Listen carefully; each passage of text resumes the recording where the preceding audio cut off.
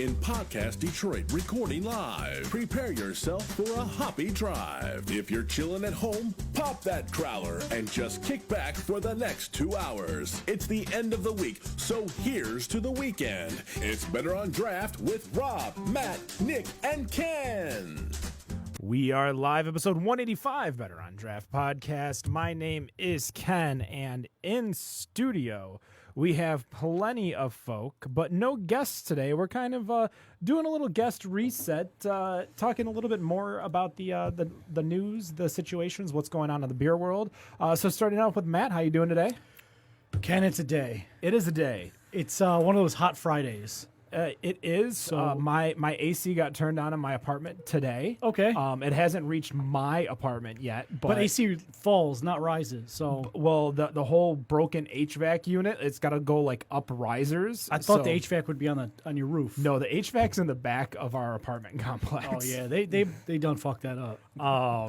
Yeah. This is like the third or fourth. One year they actually got a mobile AC unit. Do you not have one for your window? I do have one in my window. I do have, sadly, the sliding left to right one. So you got to get a vertical AC unit as opposed to the ones that you can slam the top of the window on top of it to kind of hold it in place. Oh, like so you don't kill Mr. Lady? Yeah, exactly. Nice Happy Gilmore reference. But that is why we can't do. I have to get a window unit, and those are like $450 to $500. So the first year when it was, I believe, like Memorial Day weekend, they still didn't turn on the AC. I wound up going there, and they bought it for me. So I bought the last one at ABC Warehouse for $450. I spent a good hour calling places, and they were sold out everywhere. And then like the ABC Warehouse in Troy got it. I said, I swear to God, whatever you need to do, hold it. I'm literally in my car 15 minutes away. I mean, Amazon now, right? Yes, but Amazon was not getting me that But AC now. unit today. I mean, it could be there tomorrow. That's true, but Or, I mean, how long have you been without air? It was a god awful day, and those like upcoming days were going to be just as bad. Yeah. So for those of you who are not in Michigan, we have no spring. It's either shit cold, rainy. Well, the spring happens in like January for a week, and then February. There you again go. For a week. And it So completely spring happens fucks for- up the whole crops. So it goes. It Crop goes winter, harvest. spring, second winter. That takes you to April, where it rains for 2 months, and then someone basically puts Michigan right next to the sun until about September, and your ass crack doesn't stop sweating the whole time.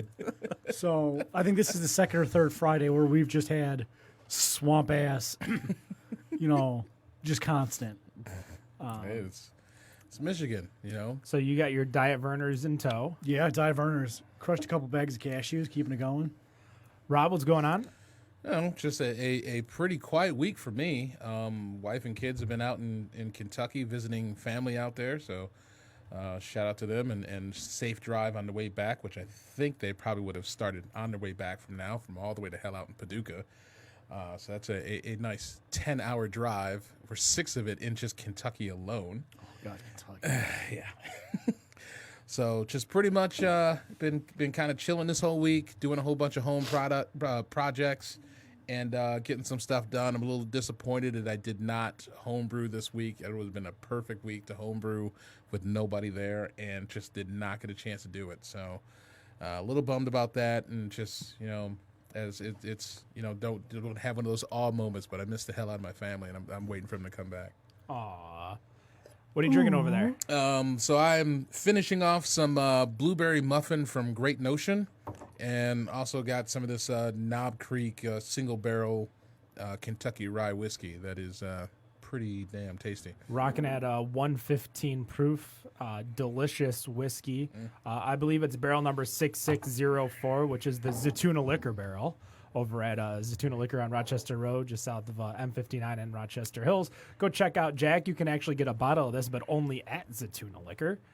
He has plenty of other things, including beer, wine, cider, mead, and, of course, Matt's favorite cigars, It's a Boys. God, so And now we got one plug-in. Ed, how you doing? Doing well. How are you? Pretty good. Nick's not in studio again today, so we were like, let me call Ed. Let me see if he wants to make the trek on down. I think he's made more shows in the last month than Nick has. quite possibly. But what are you drinking over there? I'm drinking Perrin's carrot cake cream ale. What do you think of it? I love it. I love carrot cake. I love cream ales. Oh, what a perfect combination. I'm a big fan of cream ales, but definitely not a Veggie beers, no. Or veggie cakes. Come on. Veggie cakes Hey, with some now. raisins. Get some raisins. Add the You fruit. are who they write the What? potato salad article. You're what started Twitter on fire yesterday. You don't put raisins in carrot cake. Yes, you do. No. It's delicious. Man, I've been making carrot cake for 24 years. You don't put raisins in a fucking carrot cake. See, this is white people ruining everything. Did you hear about the latest conspiracy about potato salad and raisins? Oh yeah, raisins and walnuts, both of them. You just no. I agree with you on that. I can't say the much potato because salad. I did a potato salad yesterday, but it wasn't potato, it was cauliflower. So you did cauliflower salad. Yeah. It was cauliflower, egg, and celery were the main, obviously with the mustard and mayo and Right. everything Those are else. allowed. Well, it was keto friendly. Yes. Cauliflower. That's pretty much I made keto biscuits too. I've been working my way up to making a pizza with a cauliflower crust. Cauliflower I've crust heard is- it's okay. It's okay. It's all right. I preferred it a little more crispier than like a standard bread. Mm-hmm. But yeah, I still would rather do like a sausage or a chicken crust pizza just because cauliflower has too many calories. Oh, yeah. Chicken crust pizza, Yeah. Yes. like the thing that they had at KFC a few years ago. In a way, I mean, maybe- it's basically, correct me if I'm wrong, but it's basically like pulled chicken, and Is kind it of pulled chicken though, or is it like Rolled out. rolled? It's rolled out. So it's raw rolled chicken, right? I guess maybe. Raw chicken. I thought the chicken was cooked. I mean, the chicken is cooked on the Afterwards. Yeah. Oh. That was me somehow. No, I thought it was already I was cooked, gonna and then say- while it's baking, it doesn't get too overdone and dried out. Right. But it's kind of congealed in a way. So that sounds like chicken parmesan though. Chicken Monster- sauce, yeah. cheese.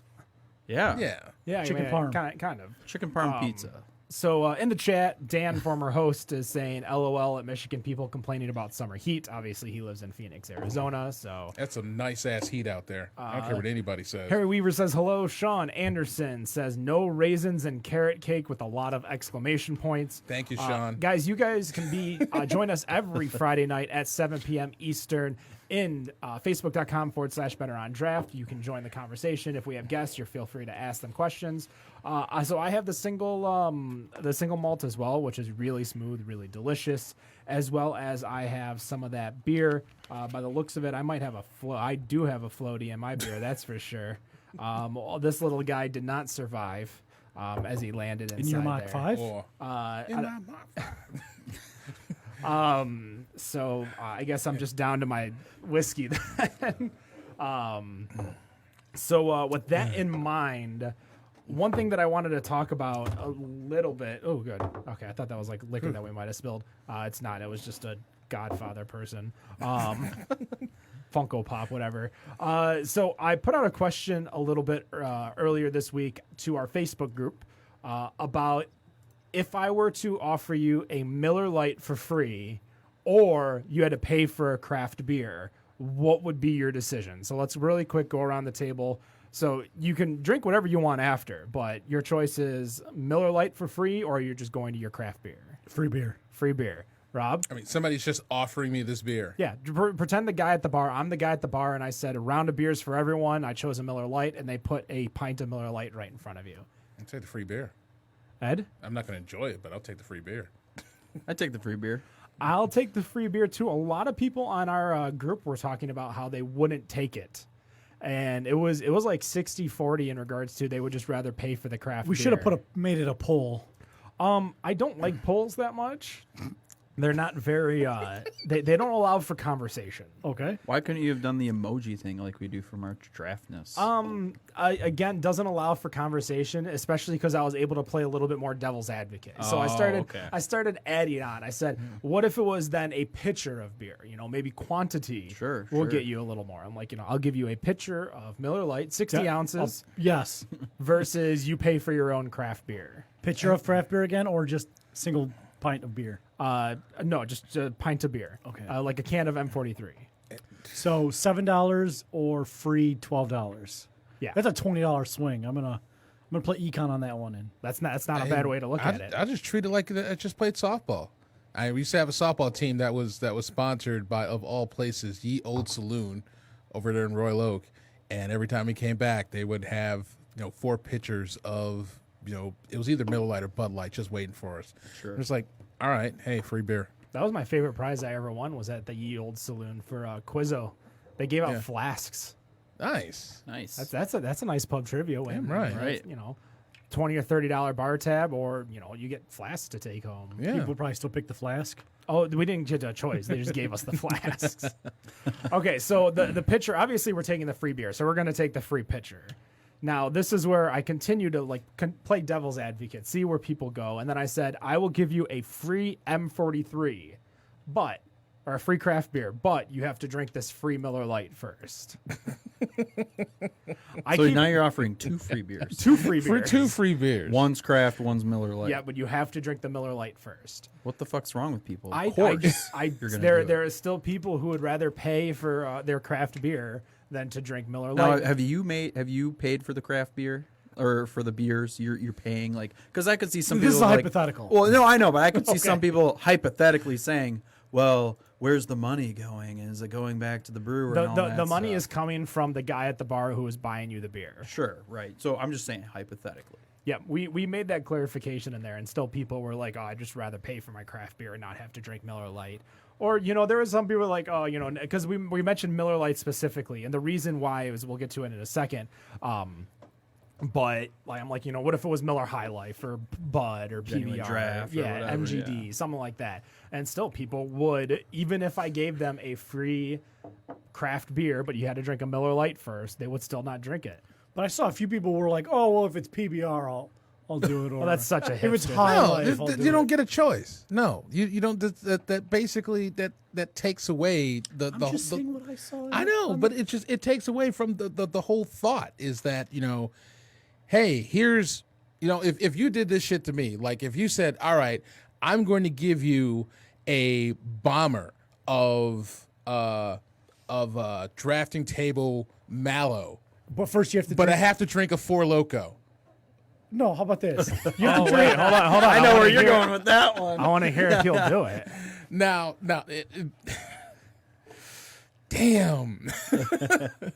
I mean, if you walked up and you had a bomber of mallow sitting in front of me and said, "I will give you this bottle if you drink this Four Loko," I think my only question would be from the can or in a glass. Now hold on. Let me throw this out there. What if I had a rye 800-pound gorilla, right? Nah. Okay, fine. We'll go right back to the mallow well, Okay. but it's got to be a Founder's beer. Wow. Is Harry still on? Is Harry still following? No, Rob turned not away. even a question. Not even a question. I'm walking. He's walking away Nope. from a Malo. If, Damn. the It's hard, choice but is I'm to- walking. Gotcha. I'm We got walking. him. No. That's a lot different though than just drinking Miller Lite. That's a 'cause of the loaded way question. Yeah, especially in the context Right, of right. Recent events. So the reason I'm mentioning this is that for the World Cup of there's a World Cup for the women, FIFA's Women's World Cup. If England would have won the final game, or excuse me, because then England did not win; they lost. U.S. Lost beat to the England US last 2-1. week. So USA.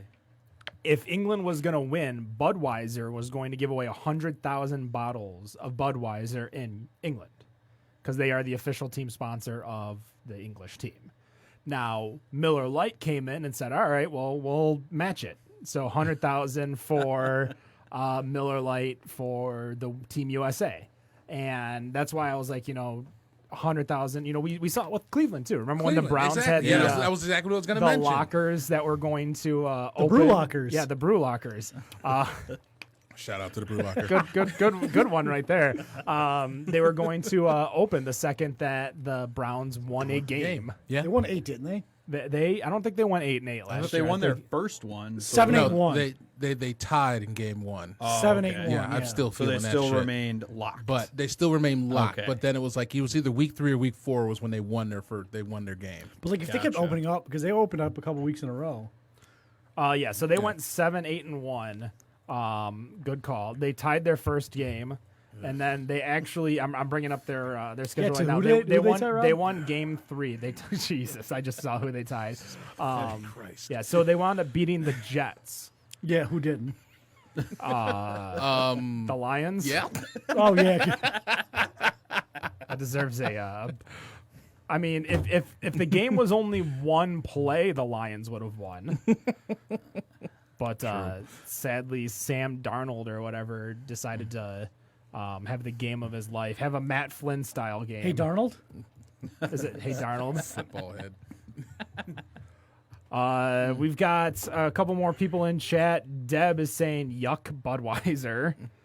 Dan says yes to the free triple hopped goodness, and Browns 12-4 this year. Oh, that sounds like that requires a sweep of my team, and I'm sorry, man, that's not That's happening. a bold statement. What does Dan want to put up for that? We'll make a wager right now. Dan would make a wager on that for sure. Is that Phoenix Dan? That is Phoenix Dan. Yeah. Yeah. Well, didn't they just get Odell Beckham Jr.? Yeah. Yeah, among So others. I could see. Well, More wins than last before we year. kind of continue with the conversation, we're actually giving away 2 tickets to the Michigan Brewers Guild Summer Beer Festival.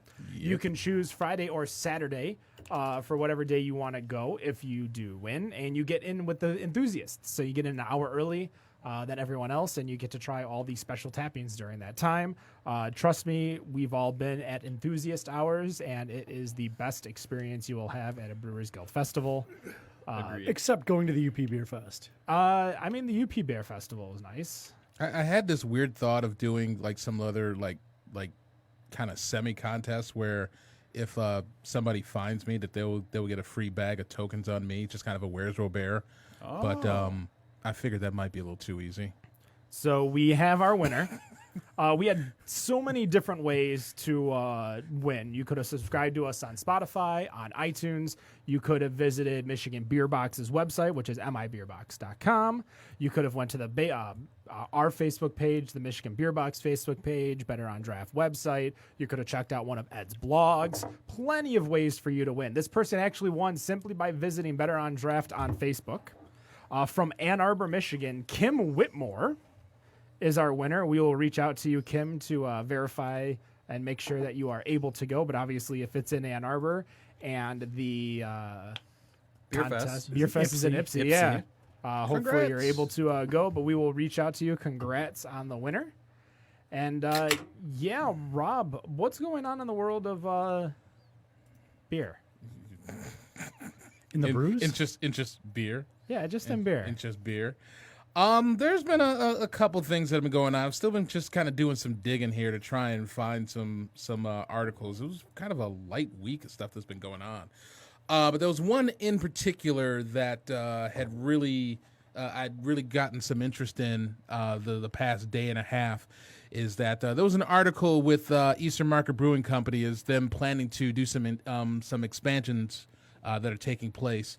I think it was a couple weeks ago that I mentioned that they ended up third place at Detroit Demo Days and ended up taking home $150,000 from Quicken, albeit it's an interest-free loan. But, I mean, $150,000 in an interest-free loan, for those of us that have a mortgage, that's pretty fucking spectacular.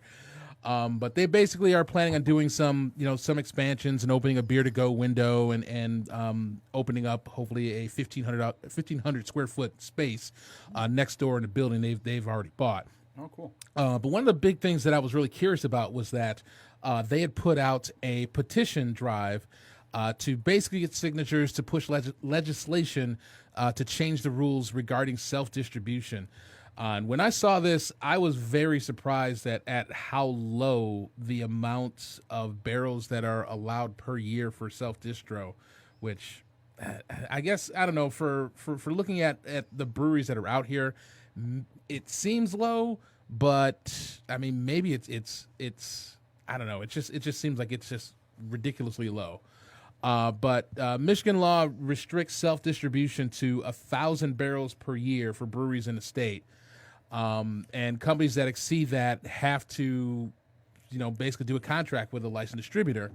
And what they're seeing is that the problem with a lot of small brewers is that doing that is pretty damn expensive.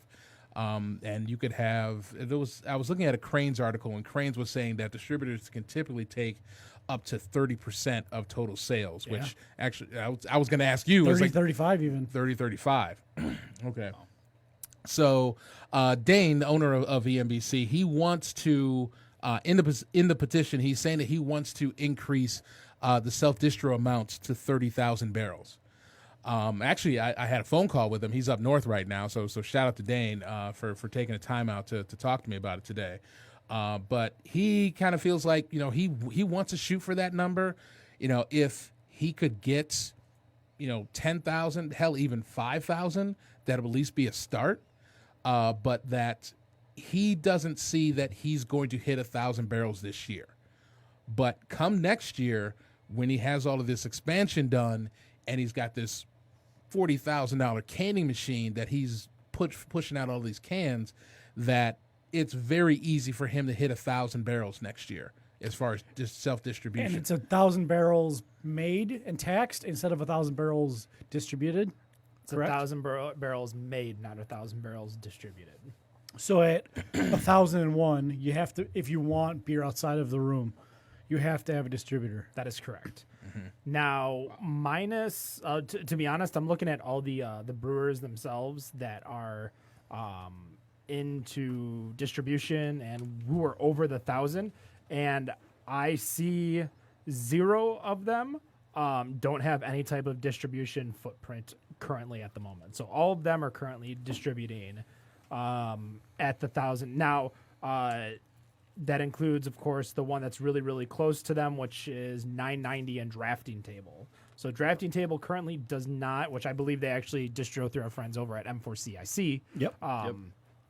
And this isn't like a, if you want a distribution through a person or through a distribution house, you're more than welcome to. You don't need to do it. If you look at the states currently, I believe most of the states are at like 30,000 in regards to the top states, except for Colorado, which is at 10,000 for the limit. Now at 10,000, that's only about 7 to 8 breweries in our state that are over 10,000 in production. Everything else, there's another 25 that are above 1,000. So it's going to affect about 35 brewers in our state, which is about 1/10 of the breweries in our state. Right. So, I mean, you're at Eastern Market every week. Mm-hmm. I've been there, I don't know, a dozen times, probably more so than that. The only thing I've seen on their menu more than once, though, is elephant juice. So, like, why would they go to market with just one product? Are they going to start making other of their recipes more consistently? Are they going to physically put more taps in? Because I think they only have, 8 or 12? So, are they going to expand their line of production, too? Because if you're going to go to distro, don't you need to have 3, 4, 5 different, things that you can distribute? Who wants just one beer? Well, I mean, the thing is, I think what they want to distribute, one of the big things is that they want to be able to distribute the kegs and get those down to, a lot of the bars and Hopcat, 8 Degrees, and get their beer in there. And, I mean, sure, But they there's want to have the cans. And they've started with canning Market Day, their Market Day IPA, which is has been one of the big sellers. And they don't have a lot of cooler storage, but like the one cooler that they have that's right near where I usually set up is right now. That's got basically all of their Market Day that's sitting in there right now, and they're getting ready to start pushing the elephant juice. They want to, and I'm not sure. I haven't confirmed this, but I guess for myself personally and my own personal bias, I want them to push the white coffee stout. Oh, I love because that stuff is amazing. Oh. And I've told them from day one, the moment I had that first sip, I was like, this needs to be a can and in stores now. So there's the white coffee stout. There's a couple of the other New England IPAs that have been messing with the Marvin Hayes, which has turned out really, really good. With this first batch that they put out, and I mean they're professional pills, or not the professional pills. I'm confusing it with the Drafting table. Draft table, yeah, exactly. But they do have the second principle is what this new one is called. Second principle pills is that I had that one this past Wednesday, and I said, well, you've got yourself a Pilsner. I don't even like this style, and this is actually pretty decent. So I mean, there's a few that I think that, and especially with them just dropping $40,000 on a brand new canning machine, Right. that they're definitely looking towards putting a lot of their stuff out there. But what Dane sees as far as production, obviously this year he's not going to hit that 1,000, but he definitely feels for sure that they'll hit it next year.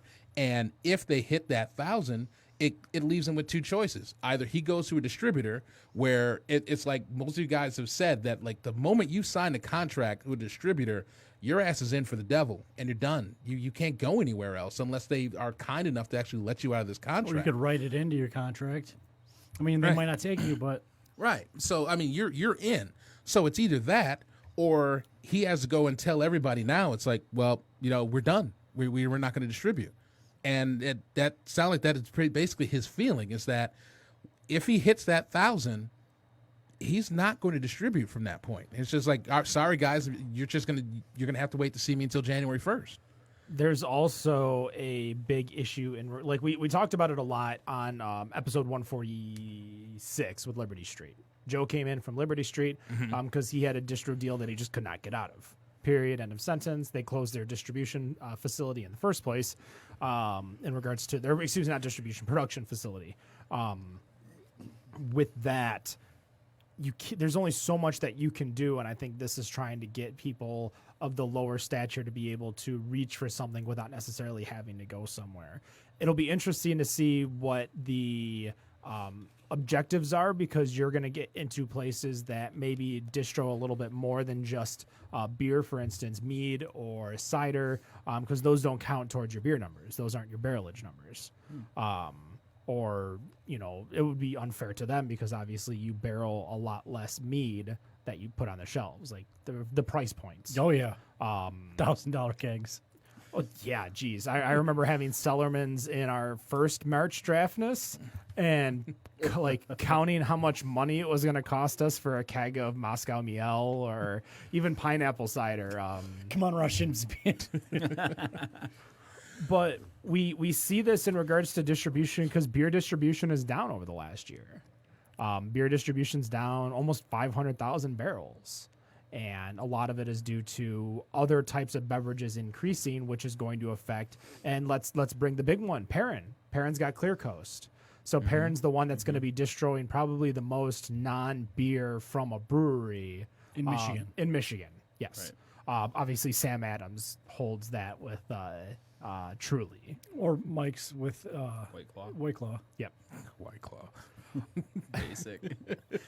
Well, I mean, that's that. We were so worried about Boston Beer, not worried, but Boston Beer not being called craft because they were reaching the 6 million barrelage point. We almost lost them to not being able to be called craft because Truly was selling so high. Like Truly's up 450%. Truly, year-over-year. Twisted Tea, and Angry Orchard. Twisted Tea's up 15%. Not much about Angry Orchard. But their sales of Boston Beer Co. is up 20% based on this little article that I have right in front of me. And it's those FMBs. I think those FMBs are starting to take over a little bit more because people want, as much as people love beer, people want, Lighter options. yeah. Yep. Even though 5% is still pretty heavy on those. Yeah, but you those feel like you're getting seltzers. hydrated when you're drinking them. I still don't believe that.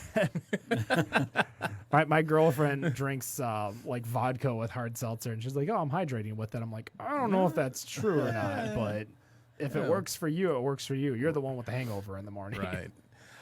So, I mean, as far as the petition, it looks like it's been getting quite a few signatures on it. There was one comment that was in the dissent of signing for this, which I wanted to go through and see what your guys' opinion was on it. So the comment goes like this: the 3-tier system is standard practice in most states, and for what I've seen, is a necessary middleman. Russian River and a few others have done it successfully, but I think breweries, especially smaller operations, should focus on brewing the beer and selling it out of their brew pub. The ability to distribute is one thing, but to also keep up with damages, quality control issues, customer service issues is a whole other issue. Yes, they take a cut, but distributors also promote competition and do a lot of work for both the breweries and the retailers. Who do you think sets up a huge stack of Bell's Oberon at every Kroger? Likely not the brewer and likely not the retailer. Just my 2 cents. Like I said, some have done it successfully, but there is a reason you can't get Pliny outside the Bay Area, which is good because it's shit. And there is that's my part, that's not his. And there is a reason why Pliny has fallen in national craft beer rankings to the likes of Bell's Two Hearted, because they're both shit. I appreciate the ambition, but for the most part, the system works. Why try to change it? Damn. Sorry, I Was don't. the Two-Hearted shit your take too? Yeah, that's my Personal take. editorial? I kind of forget what we were talking about. What are we changing? Rob's going ham on Two Hearted. I'm so tired of Pliny and Two Hearted. I really am. I mean, I am too, I but really it's am. I still like Two-Hearted. But basically, the question is why change? Basically, this guy is asking. Well, he's not signing it because he feels the 3-tier system is fine. So he as didn't is. sign it. He didn't put a name on it. He's not signing. So it. cowboy, strong guy, or keyboard cowboy. Yeah. Really, He's not well, signing it. He thinks the 3-tier system is Jeff perfect Bright. as it is. Keith McHugh or why Jeff change Bright. it? I think all parties of the 3-tier system would disagree with that in one point or another. That the 3-tier system is perfect. I'm sure every part would definitely would have their disagreements. I feel like each person has their own motivations for what they would want to change with the 3-tier system, but we more concentrate on the liquor and alcohol makers as opposed to the buyers. As much as we have great sponsors like Zatouna Liquor, but we also have great sponsors like North Center Brewing over in Northville, Michigan, just south of Baseline Road over on Center Street. Go check them out, Cody and Kevin Trick Magic over there, especially with that alt beer, Ultraviolet. of course. Nice. Let me ask though. Okay, so they have a sales guy, don't they? Seamus is his name. Yes. So if he went on sales calls and instead of saying, "Hey, we're going to drop off our beer to you," what if he said, "Hey, we're going to sell you the beer, but you have to come pick it up from us"? Would that be illegal for a restaurant to buy a keg of beer from Eastern Market and pour it? If they physically went don't to, know. In because that is regards not a to- distribution, is it? In regards to alcohol rules of restaurants. So restaurants can actually buy liquor from at least retailers. I don't know about brewers, but at least retailers. But they only have a certain limit per year that they can purchase from a retailer. So, for instance, a bar. Let's use Marinelli's over in Troy. It's not even. It hasn't been open in 2 years. Marinelli's, Like or it's- not Marinelli's. What's the pizza place? Alibi. Okay. There we go. Oh, jeez. Isn't the Alibi gone too now? No, the Alibi is not gone. Isn't the because- Alibi the Detroit Burger Bar now? No, the Alibi is not the Detroit Burger Across Bar. from like 17 Mile? It is not. I've been to the I went to the Alibi like a month and a half ago. Okay. To one of the listeners of the show, I got a beer from him. I got the brownie, not the brownie. What's the Sanders double chocolate? Oh, Bumpy Nation. Cake. Bumpy cake. Bumpy There cake, you go. yes, the bumpy I cake. got a bottle of bumpy cake from him.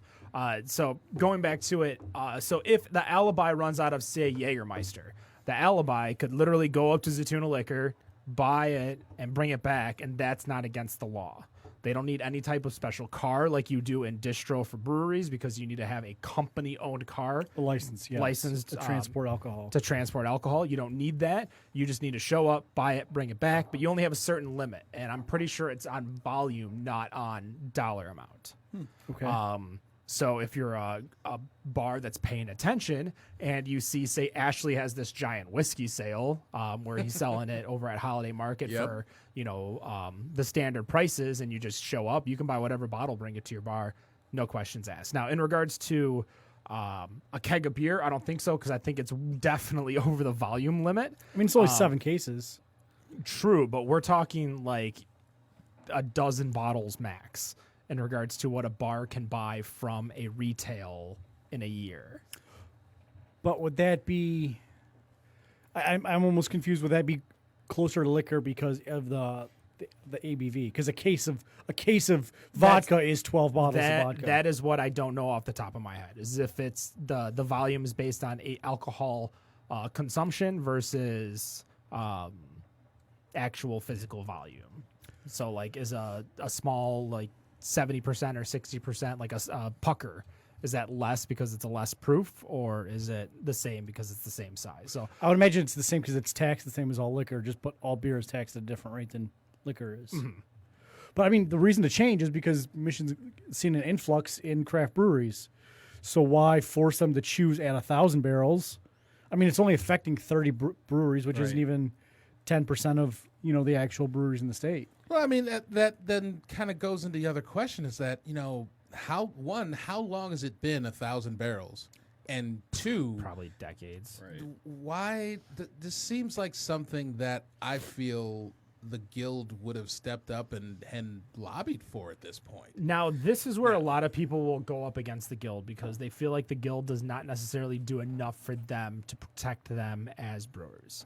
Now, this could be because the guild has other priorities, and maybe not necessarily the right people are on the board for those priorities to be pushed, the ones of the brewers.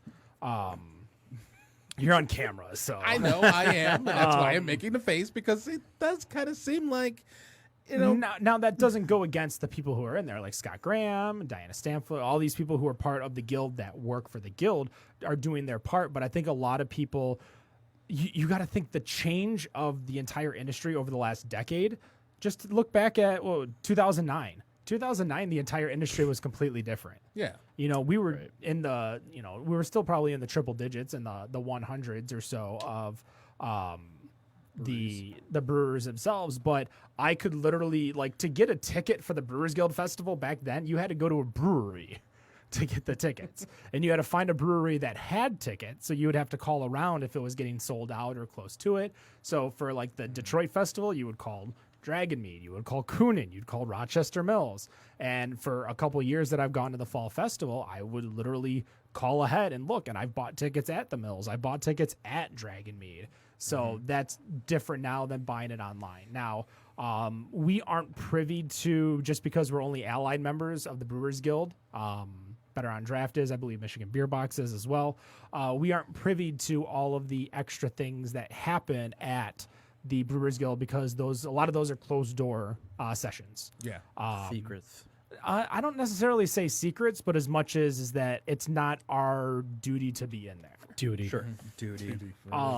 As media for beer, obviously it's our priority to cover it. So we ask the questions, what's going on in there? How are things going? But we have no say in it because we're not actual Brewers Guild members. Right. We have no call in it because there's nothing we can do about it except follow mostly federal and state laws in regards to, free liquor and that kind of stuff.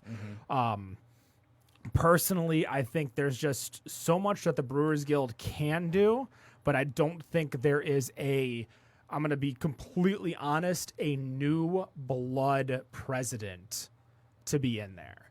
And I'm talking someone who is, I wouldn't even say someone like Travis, to be honest. If you're talking, you want old school with new mentality, I would put Steven Rogenson in there. But he's got 500,000 other things that he does. Right. But I would put I'll run. what's that? I'll run. You'll definitely not get voted. But I would put, the Resnicks, Aaron Resnick or Kristen Resnick up there. I would put someone who is Evan Faringa. Evan definitely, for sure. Nick. Joe Dowd. Or to be honest, Joe Dowd as well. A lot of these younger brewers who are in the industry and see the future of the industry as opposed to trying to hold on to the past. Right. Because the past is a lot of bureaucracy that has caused to where we are now. Now, mind you, the Brewers Guild isn't the reason why we have, say, tokens at festivals, but they're not the reason. They're the reason why They're not gone. They're not gone. Right. And now, mind you, it's a lot of the Michigan Winemakers division. There's a lot of other people who lobby to make sure we get the token festivals, but they're not trying to eliminate it because they don't see it as the big problem. I mean, I just feel like with them, they could actually try to help make this process go faster, because I think even with any type of legislation like this to get changed, it's probably, it's probably going to be like Ohio, where, in Ohio, you couldn't make a beer that was over 10% for I don't know how long. And then it took them 3-4 years for them to finally get that changed. For this to get changed, it almost feels like But it's going to take at least the 2-3 years. The big thing about that was also it was a huge Miller contingency over there that was pushing to not get it over 10%. We've read that whole email or memo to John Kasich from the Miller Corporation about making sure, responsible drinking. Right. And it's not responsible drinking. It's the fact that they know that the high ABV beers coming from, say, Hop and Frog or Mad Hatter. Is that one? I don't remember.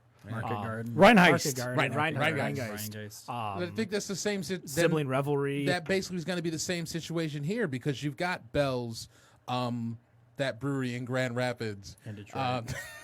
I feel like I'm never going to say their name again. Perrin, though. Perrin. You've got Shorts. You've got these breweries that are bigger than they look at this limit as like, I don't give a shit about this. This doesn't affect me. Well, the issue is, if you've already signed a distro deal, you're already in that distro deal, and you'll never be out of it. You're right. You'll never have you'll never shop for distro. Perrin's distro is too big to self-distro. Yeah, and a lot of them are. A lot of them. Well, I don't say a lot of them are, but I mean, you can't have reps driving all around the state making sales calls. That's kind of what we talked about last week as far as, does Ashley really want all 373 breweries to send a rep to them to try to sell them in SKUs?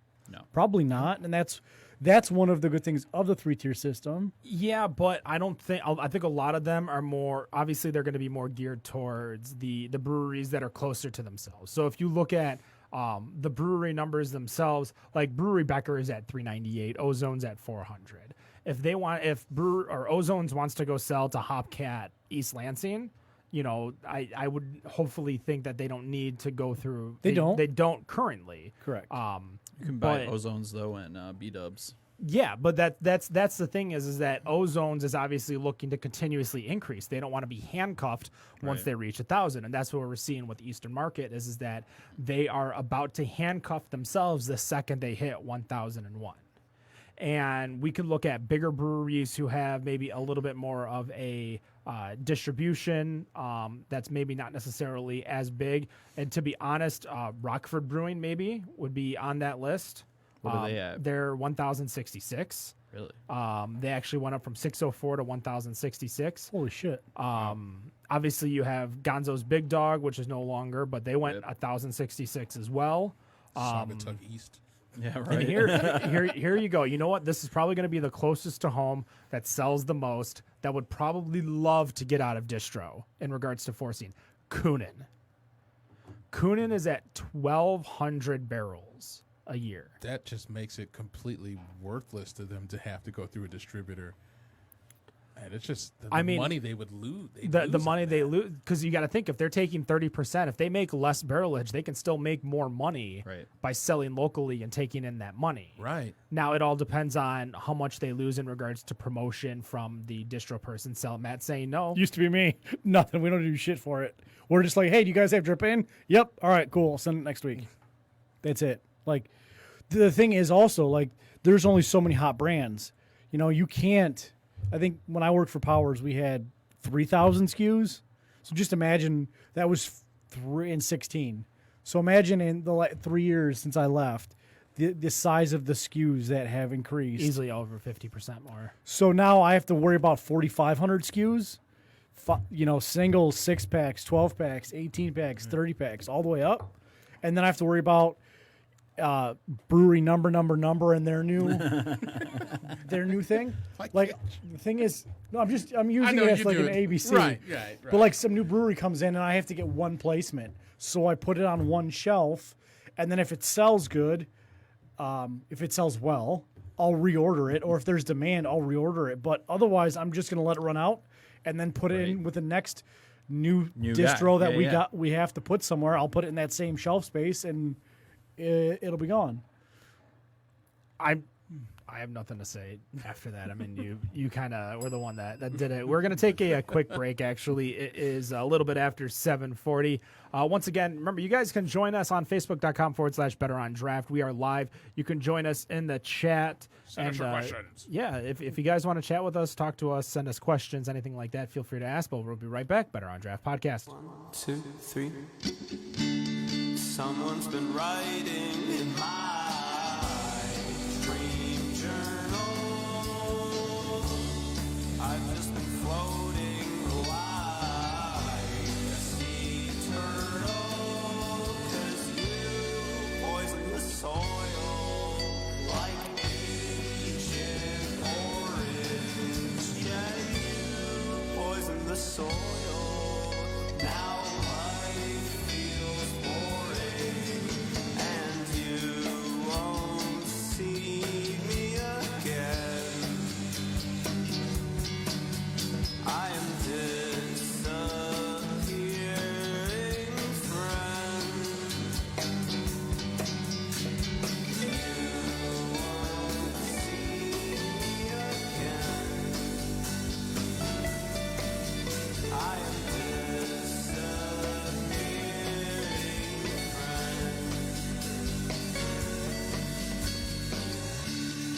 Someone's been writing in my dream journal.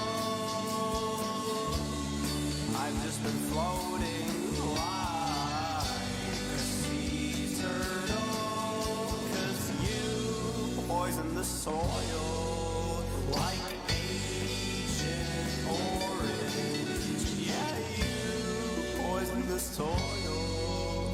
Now life is boring.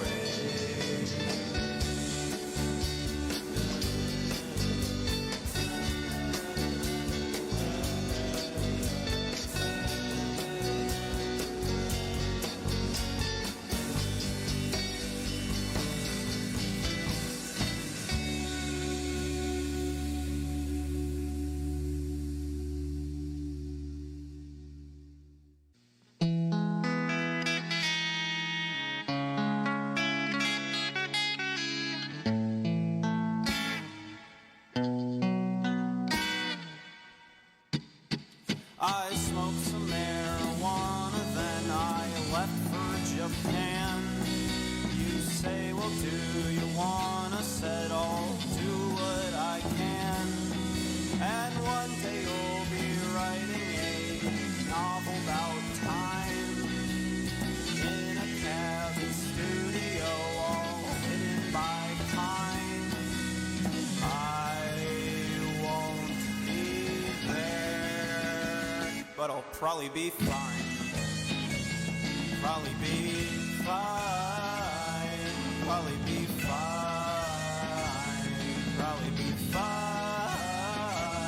I'm so tired of, so tired of nostalgic love. So tired, you're so fired, or just tired. I'm uninspired, or just tired. If I don't make a mistake, I'll be wide awake, breathing like a fake. So rest assured, I'm keeping my word.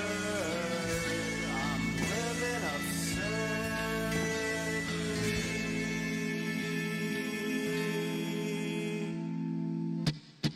I smoked some marijuana, then I left for Japan.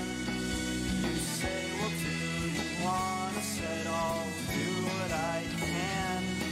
And someday you'll be writing a novel about time in a cabin studio, all hidden by pine. I won't be there, but I'll probably be fine. Probably be fine. Probably be fine. Probably be fine.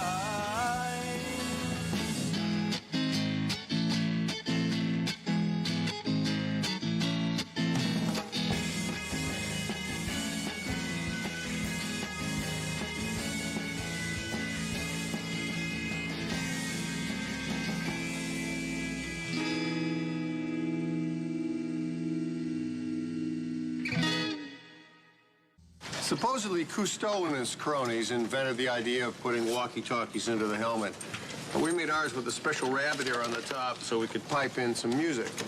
This is Charlie the Chimp, and yes, he is smoking a cigarette. Officials at this South African zoo, they're trying to get Charlie to quit smoking and people to stop aiding his new apparent addiction. They say he picked up the unhealthy habit by watching zoo visitors who also toss him the contraband, apparently. He's just chilling out, isn't he? Charlie's even tricky. He hides his smokes, apparently, when the zookeepers come around. He hides them. I can't do it tonight. See what he's saying? See what we're saying? What the hell are these guys saying? I don't know. What are you guys saying? All I'm saying is, you know what I'm saying. See what I'm saying? Can they do it or not? I don't know. I don't know. What are you guys trying to tell me here? You can't do it. No, what I'm saying saying? You're hearing the no and know what I'm saying. But that's not a no, that's a know what I'm saying. I just want to know if you can have a fucking party for me. You know what I'm saying? All we saying is, you know what I'm saying. You know what I'm saying? Yes or no? Hey, what the fuck are you talking about? All we're saying is, you know what I'm saying. We and I am saying. We don't fucking understand you. We're just saying, you know what I'm saying. You know what I mean? Hey, hang on 1 second. You know what I'm saying? You know what I'm saying?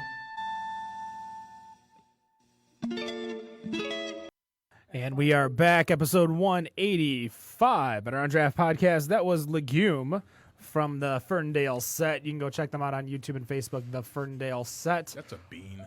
One of, thank you, one of our sponsors of. I thought you could Undraft. listen to legumes on your diet. I mean, you can, just not as much as I'd like to. Less legumes. Less legumes, yeah, more. Hellos.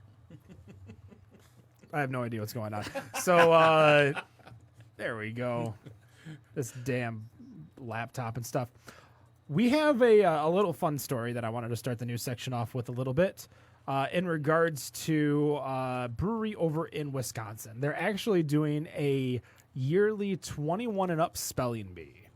Now, we do have a local company that does that. One-Eyed Betty's does it, I believe, once a year, where they do an adult spelling bee. So for you three, I am going to ask you for a very, very easy word. As long as it's not extension, I got this. A word that is common in the English dictionary. You've probably spelled it. You've probably said it. You probably should know how it is. Shit, I know what word you're going to But these are the most commonly misspelled words. Tomorrow and coincidence are going to be on the Definitely list. is in there. So we are going to start off with, does anybody want to volunteer to go first? Let's let the No. Fine, I'll No. go first. All right, Matt.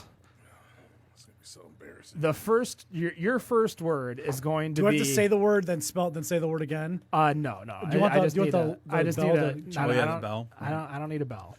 Might need word Your origin. your first word is going to be tyranny. Tyranny. None of these words I should need to use in a sentence. Tyrany, tyranny. There's two Hit that bell. N's. Hit that bell. Tyrannny.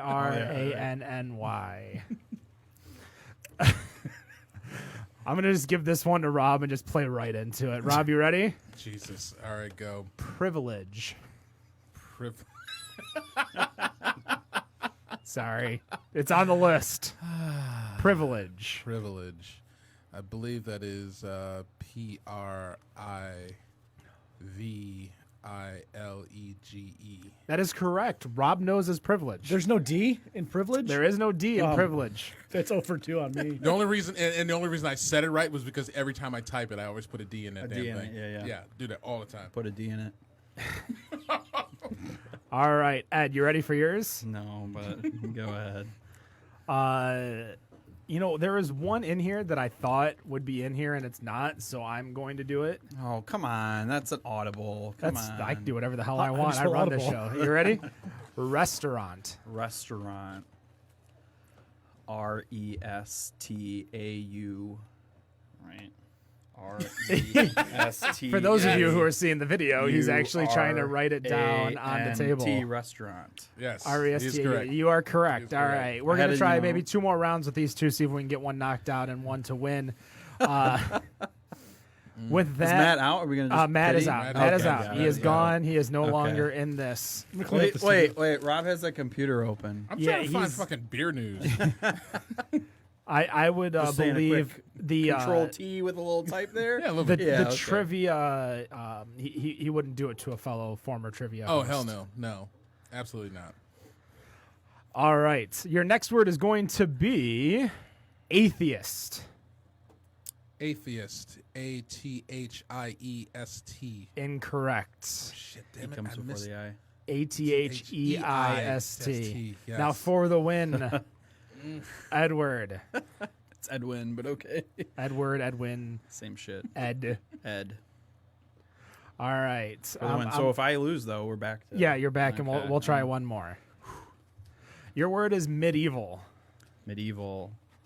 MEDIEVAL. And the Medieval. teacher wins There the we go. spelling bee. Congratulations. Says the guy who didn't want to go first. What did you go out on? On Atheist.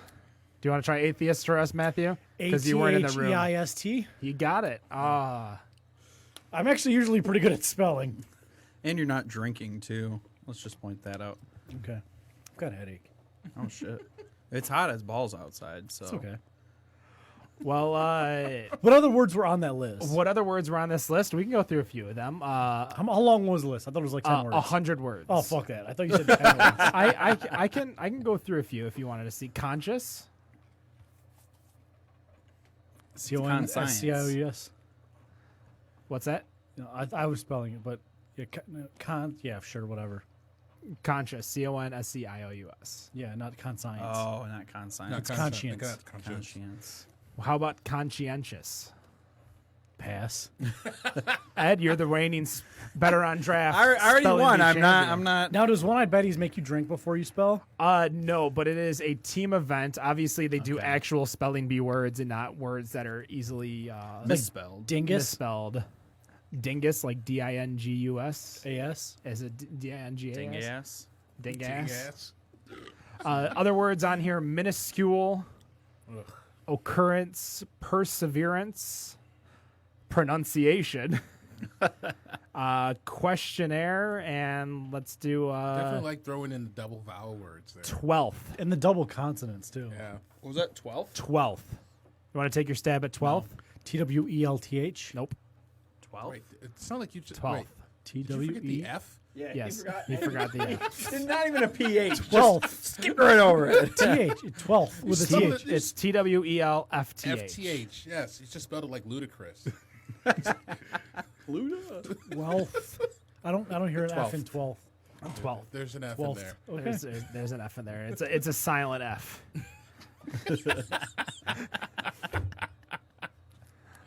What Hashtag me too. What is? Oh, jeez. What is happening? God's sakes. Anyways, to the news, Robert. There's news. I'm sure there is news. There's probably a little thing that goes with the news too. That sounds a little bit something like this. Here is Robert with the Beer News.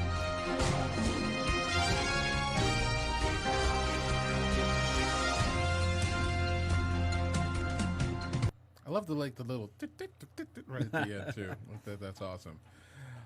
Best $5 I ever spent. That's amazing for that for $5. All right. I don't know what the hell to even talk about here.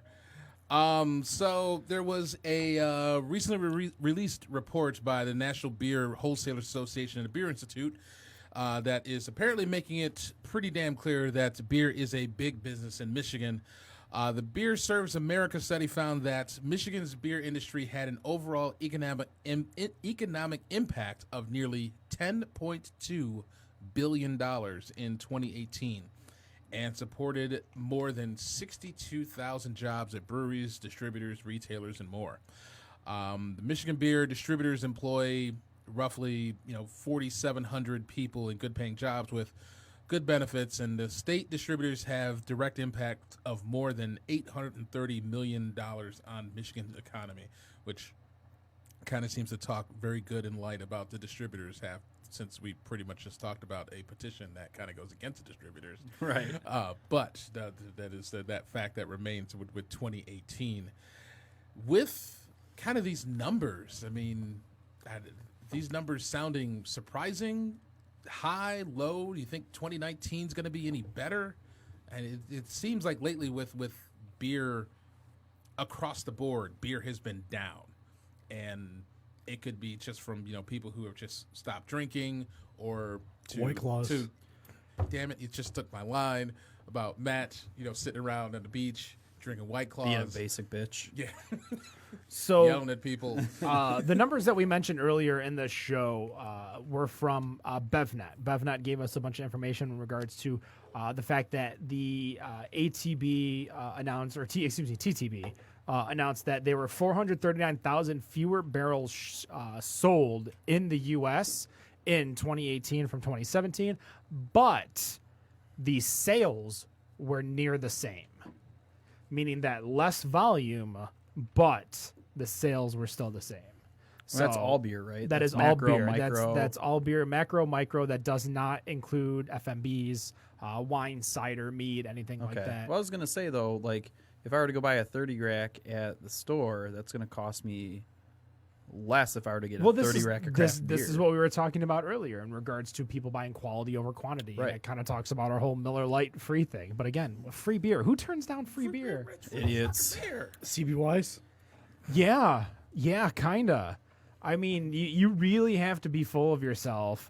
Like you have to hate that beer, and it's not necessarily like free. Like if I gave you a choice, and let's just be a full generalization. If I gave you a choice of a free macro lager that you like, light lager, regular lager, this could be the entire spectrum of Miller, Bud, Coors, Labatt, Molson. Right, the whole gamut. Yeah, the whole gamut. Heineken, Rolling Rock, whatever you want. Right. And you would still choose. I still have to think you would have to choose it no matter what. Come on, free beer. Like I love craft beer. I love what we got on the table. We got a sour from Ellison over there. We got a mole from Jack's Abbey. We've got what was the blueberry muffin? Blueberry one? muffin from Great Notion. From Great Notion. So we appreciate great beer, but in the same sense, free beer. And somebody make a good point that, you know, the Miller Lights and stuff, people drink that to get drunk. But in the same sense, when brewers come out, how big is that sour, by the way? Is that a 750? Maybe. Or is that a 23? And what's the ABV on that? Doesn't say anything. Like it doesn't even say Yeah, what kind it's pretty generic of what they say right on behind here. the price gun, probably. But it's a 750. It is 6.5. You know, ABV. when you're selling bottles that big, I don't want to fucking wait to share a bottle. I want to drink the damn bottle.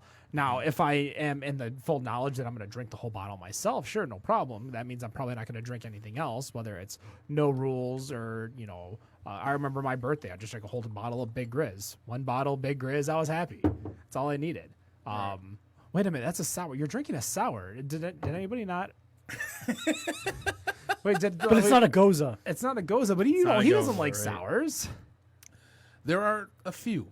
As I mean, you go way back to our episode with New Belgium, and La Folie is definitely, as far as sours go, that's practically my number one. I can't say much. I'm drinking one of Matt's favorite styles. Oh yes, the Brute IPA by Fabergé. There's less flavor in a Brute than in a White Claw. It's artificial flavor though. I mean, Brute, I agree. No. Now granted, in the White Claw. and going with, I mean, the sours and the Gozas, I mean, the one that the one at Eastern Market started making, the Shock Tart, which I was very surprised because, you know, from the moment I ordered it, I was like, you guys know I don't gravitate towards sours or Gozas, but, you know, it's a new beer. Fuck it, give me a pint.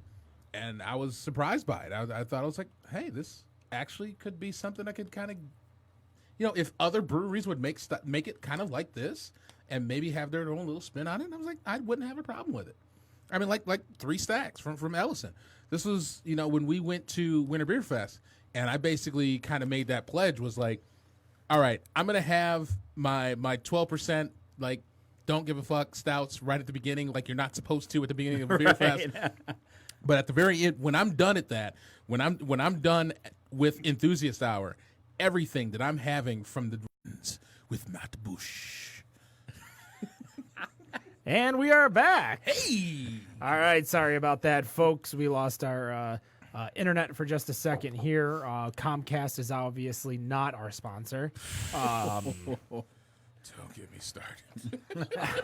I mean, don't look at me. My choices at my apartment are Comcast and 1 meg down AT&T. AT&T, right? They keep sending these flyers to me, and then they showed up at my door, and it's like, oh, we have speeds up to 15 megs. And then I bring out the flyer, like, really? Because this thing says 1 meg. One meg. 1 meg. I've got 400 right now at my apartment, and that's plenty for like between. Because the thing is that I have to like all the stuff I download, all the stuff I upload within between obviously Better on Draft as well as everything I do for work. Mm-hmm. Like I reached the max levels. Like I was playing so hard under the. Comcast used to have a 1 terabyte limit on me, and I can't tell you how many times my average was probably like 980. But I would never go over. What are you, the Pentagon? What are you doing? Well, obviously, What all of national these, secrets? What else are you downloading? well, all of these videos I have to download. So these videos are anywhere from 4 to 5 gig a piece, and then of course I have to upload them. But I upload them to Facebook. I upload them to YouTube. I upload them multiple places. Sure. So there's a lot of downloading and uploading that I have to do just for the show. Now, obviously, that doesn't reach the 1 terabyte, but between playing video games and downloading said games, because a lot of these games are starting to get to like 70 to 80 gig just to download them. Because Beat Saber takes all that space. Well, I haven't played Beat Saber in a while because I don't have air conditioning in my apartment. Yeah, I would imagine. The second that the AC's up, I'm probably gonna load it up and start sabering some beats. There we go. But know what that is. so. streaming music, streaming movies. Since I work from home, I do a lot of my work on the internet. So obviously, there's a lot more that happens while I'm home. So yeah, there's just a lot of downloading, uploading that happen. And yeah, I mean, on my phone, I do about 40 to 50 gig a month on my phone. I do too. Just Yep. simply, and I mean, I download all my Spotify stuff. I download all my podcasts, so I don't have to re-download the streams or anything like that. Right. Yeah, so that's a lot. But we were talking about Sours. We were talking. I'm looking at from Mental Floss. They did a weird beer flavor list, which I mean it's Mental Floss, so this is kind of not off topic, but I was gonna say, is it as low as the Freep? No, not that bad. Okay. Not it wasn't that, or how do I want to say that? Because it's pastime. Oh, okay. Mamma Mia pizza beer, which we've obviously had pizza and money beer before. That was big ass money. Stout. Yep. Maple bacon coffee porter from Funky Buddha, which doesn't sound too crazy for us. No. Voodoo donut chocolate peanut butter banana ale. That's on my to-do list. That is from Rogue Ales, obviously. Yep. Rocky Mountain Oyster Stout. That's from the Wincoop Brewing Company. No. Really contains bull testicles, 3 per barrel to be exact. Oh, no. That's it? Yes, it says Oyster Stout. I mean, have you seen a bull testicle? Yeah, but I mean, have you seen a barrel? Fair. Oyster Stout. This Porterhouse Brewing Company stout is brewed with oysters shucked directly into the brew tank for that silky, salty finish. Oh, silky and salty, all right. Finally, the last one on here from New Belgium, coconut curry Hefeweizen. Coco Shandy didn't make the list. Coco Shandy did not make Pretzel the list. shandy or whatever. How it did was that didn't make the list? one beer from that was like one of the Scandinavian countries that was using the lactic acid from women's vaginas? That was Netherlands, I think. Yeah, this Was that might. Netherlands? I'm trying to get. There's no. The date on here is 2017, so I think that might have been last year. How did Mangaliza pig porter not make it? Oh, yeah, those I pig mean, ones. Scrapple isn't that. Yeah, but they boil with a whole pig's head. That's true. Yeah. I mean, Don't get me wrong. It actually was a decent beer. You had it? Oh yeah. The funny thing is, I still have a bottle sitting at home. In a category of 3 beers at the World Expo of Beer, it did not place gold, silver, or bronze. Wow. In a category of 3 beers. Wow. Good for One beer Good just for did World not- Expo of Beer. They Good for did them. not Wow. do Oh my anything. That's for sure. Ed, how did you like World Expo? Was that your first time there? It was. I really liked it. I thought it was well I laid appreciate out. you taking over the podcast with Nick when Yeah, I had to it was leave. fun. It was fun. So thanks for having me on there. No, it was good. I liked it. I liked the layout. I thought that was good, kind of with the tents and then with the pavilion area. I thought that was cool. But I liked it.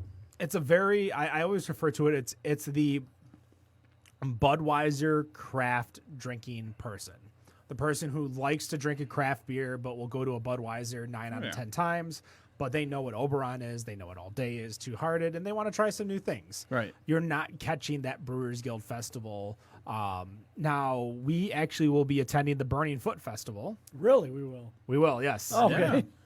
End of August. End of August in Muskegon, so we're trying to figure out what we can do over there. Obviously, if you've never been to the Burning Foot Festival, there is a lot of live music over there, 2 stages to be Everclear this exact. year, right? Everclear is going to be there. Yes. Wonderful. Swim past the breakers. Nice. You like that? Nice. All right. All With my right. big black boots and an old suitcase. So we'll be at the Burning Foot Beer Festival. Hopefully, we'll be doing a lot more with them this year. We won't know more until kind of later, but we will also be at the Summer Beer Festival. We will be pouring for Roke Brewing. Nice job, Aaron. Yes, Aaron needed pourers, and we will be there on Saturday. So those of us that will be in attendance, come say hi. Maybe we'll have some tokens for you if you're very, very nice and friendly to us. Yeah, I never know. I'll make sure to stop by and get some tokens. I mean, you're going there for us anyway. I know. The reason you're part of the company is so that we can go drink at these festivals, and you have to work it. Yes and no, Ken. Yes and no. Just get your writing in early, and then right. Yeah. Make my notes early and Yeah. go from there. I was trying to see who else was going to be at this festival because obviously, usually like their big headliner is Mustard Plug, which is still a pretty big.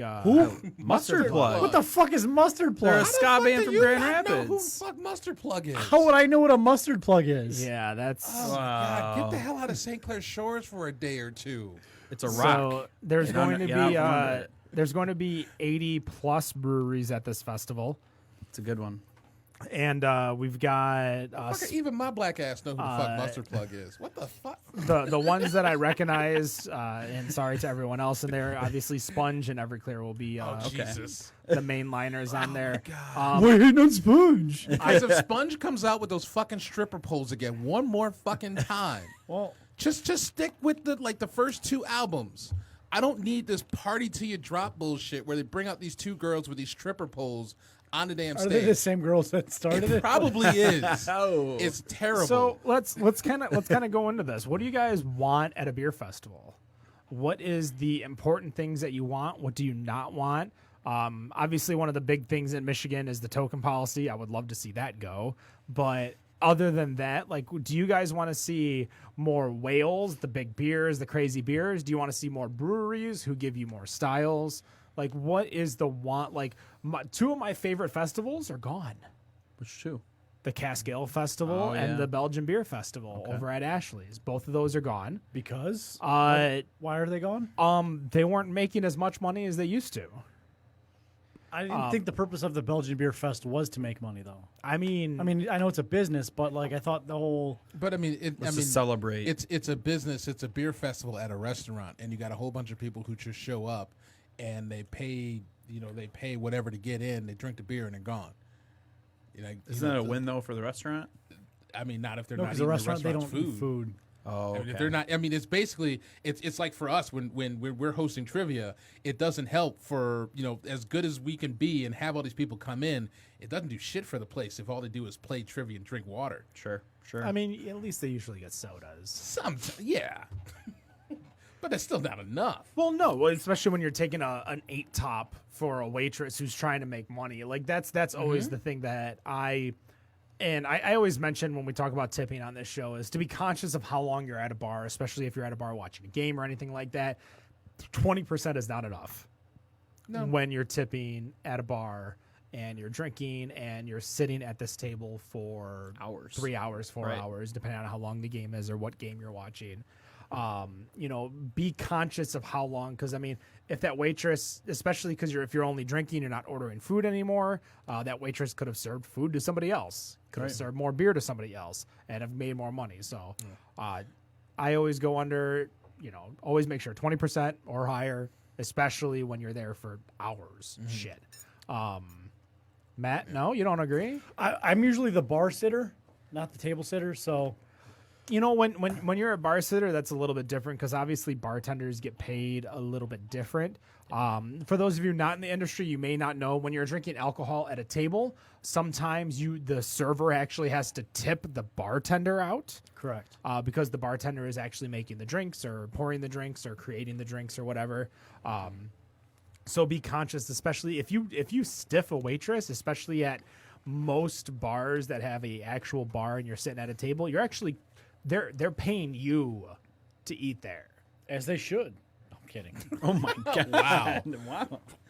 All right, back to the original question here. What was the original? The It original- was, what do you want what from would a you want it to beer be? Yeah, what do you Right. want from the And- festival? Do you and I- want live music? Do you want a DJ? Do you want no music and just festival? Do you, want culture music? I want some decent music. I feel like with the beer festivals that I've gone to is that I've really never really paid attention to the music, and I think in being able to take that break from all the drinking to have a half hour, 45 minutes to pay attention to some good music, then go back to drinking, then that would be absolutely awesome. And as far as what you said about the whales, I would like the whales to be there. I mean that's how I think the notoriety of Mallow from Drafting Table started, because they brought that barrel to the festival. Now, granted, they brought it to the Summer Beer Fest where it's hot as hell, and I'm starting to actually learn that it's probably not a good idea to drink a whole bunch of 12% stouts in the middle of the summer in a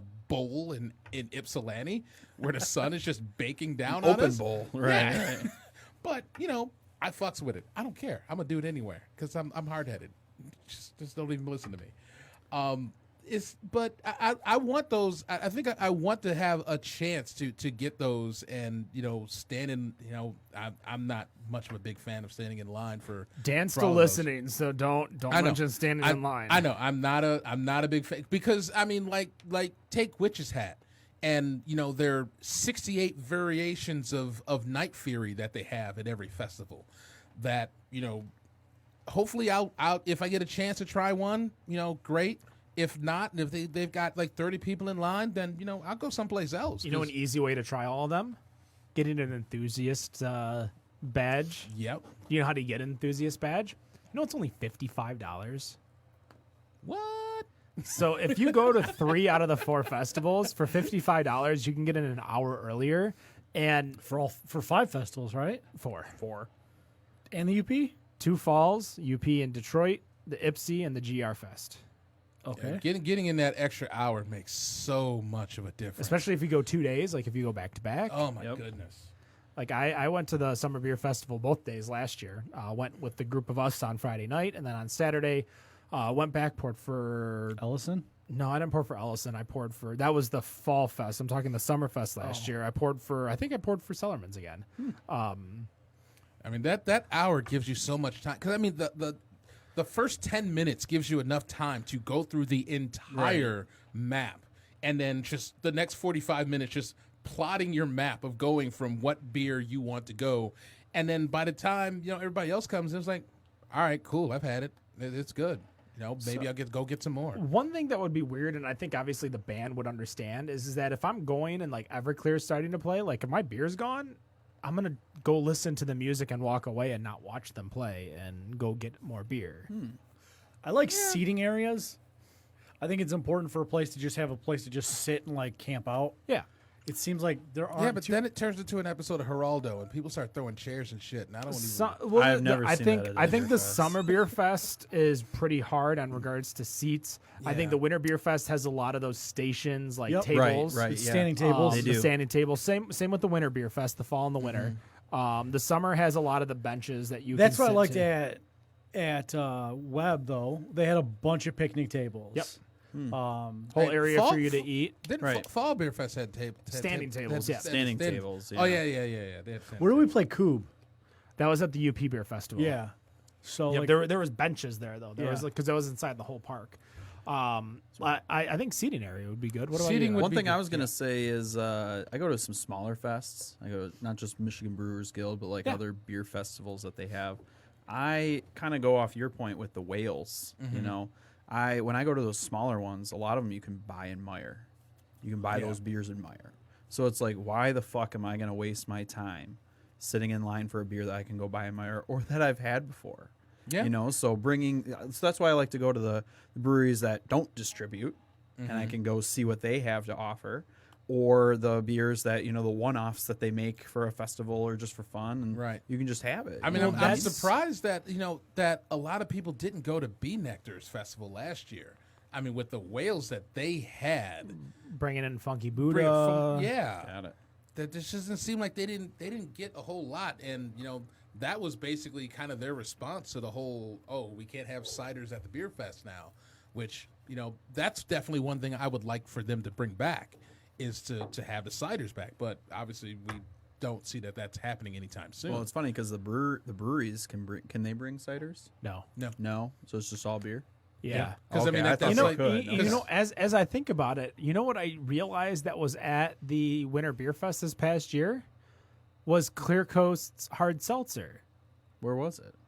Yeah, it was at the parent table. It was at the parent But table. it was in a water fountain, remember? It was in a water fountain. Yeah. Now that I think about it, that's not beer. That's an FMB for sure. Right. But is it though? If they make it a certain way, it's technically. Yeah. We're probably because pulling and that actually was the thing that we had talked about at Perrin was that they were actually making that they were making the It was a beer ciders using base. it was a beer base, so it didn't require a different license for them to make it. Yeah, because they don't have a cider maker or a winemaker's license. Right. Because I was talking to Spencer at Dragonmead, who says he would need a different sort of license to make one, and I encouraged him to do so. Yeah, but because- they have a winemaker's license at Dragon Mead. At least the Warren facility does, because they sell mead Yes. there right. and wine Yes, and root beer. and root beer and root beer. That's just one thing that I would, You want know, to see more. when unique I go to beers. festivals, I'm just in the same line as you. Like, I don't go for beers that I can get at your Meyer. Maybe I might go for something I can get at Zatuna because maybe it might be a little harder to get. Right. But for your atypical beer festival, like, I look for breweries that I've never heard of or breweries that might be their first time to try them, especially breweries that are not local. Breweries that are not close to me that That's I'm kind of my never thing when I go going to Brewfests. yeah, I'm never going to go, or it's going to be a while before I go. Right. Like if Starving Artist was at one of these festivals, Oh, that's that'd up in be Ludington. awesome. Like Yes. first of all, they say they have a tasting room, and I think it's pretty small, and the hours are pretty short. But if Starving Artist was at one of these beer festivals, hell yeah, I'm going to go try one of their beers. Maybe because that's why he's starving. Wow. Dad joke. yeah. With that in mind, we're going to take a quick break. Definitely reset after that piece of shit. We'll be right back. Better on Draft Podcast.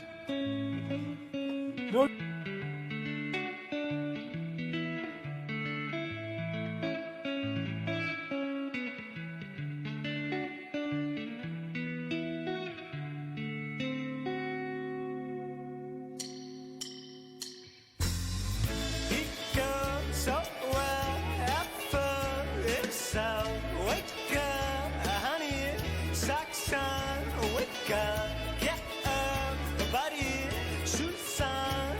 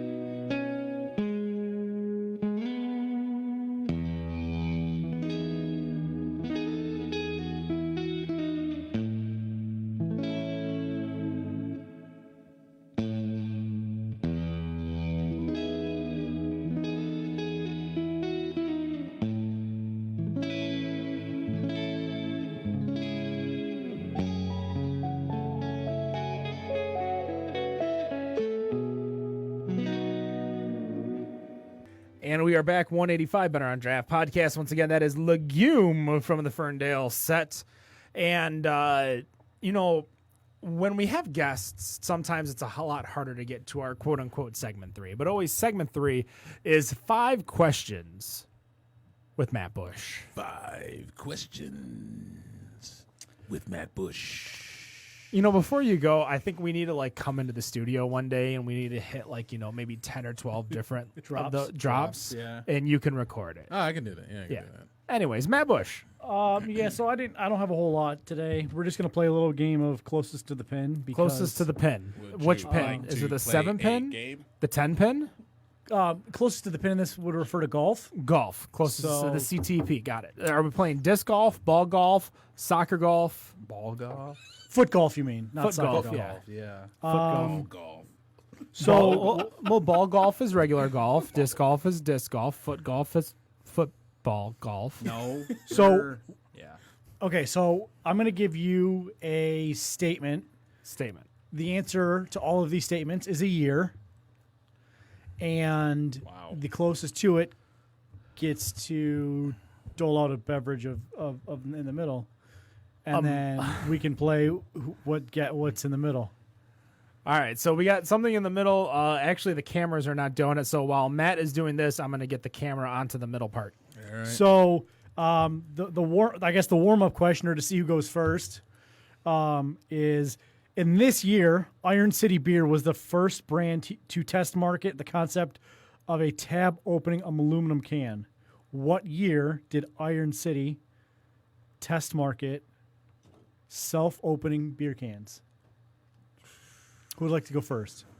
Is this can you go over and just? I'm gonna closest just to say, the- again, closest to the So pin. yeah, if I outdrove something, Yeah, sure. you're so I still closest to the pin. Oh, yeah. So. Yeah. So I'll go first. go ahead. Self-opening. So pop Tops. Pop tops. Started in what year?